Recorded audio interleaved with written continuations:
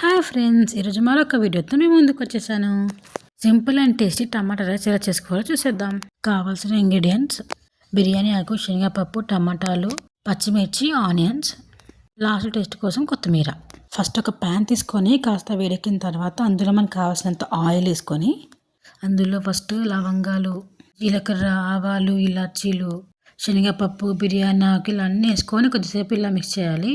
తర్వాత పచ్చిమిర్చి కూడా వేసుకోవాలి. కొంచెం వేడిన తర్వాత ముందుగా తరిగి పెట్టుకున్న ఆనియన్స్ వేయాలి.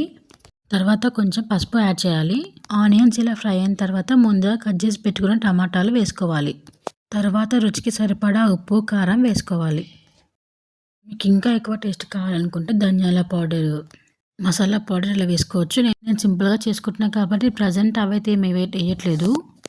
కన్సిస్టెన్సీ ఇలా వచ్చిన తర్వాత ముందుగా పెట్టుకున్న రైస్ ఇందులో వేసి కలిపేయండి. అంతే అండి, ఇంత సింపుల్గా టేస్టీగా ఉండే టమాటా రైస్ రెడీ. లాస్ట్లో కొత్తిమీర వేసి ఒక 5 మినిట్స్ నుంచి ఆఫ్ చేయండి. చూసారు కదా, ఎంతో simple and tasty tomato rice ready. Video మీకు నచ్చినట్లయితే please subscribe to my channel and don't forget to like, share, comment and పక్కనే ఉన్న బెల్ ఐకాన్ రింగ్ చేయండి. Thank you.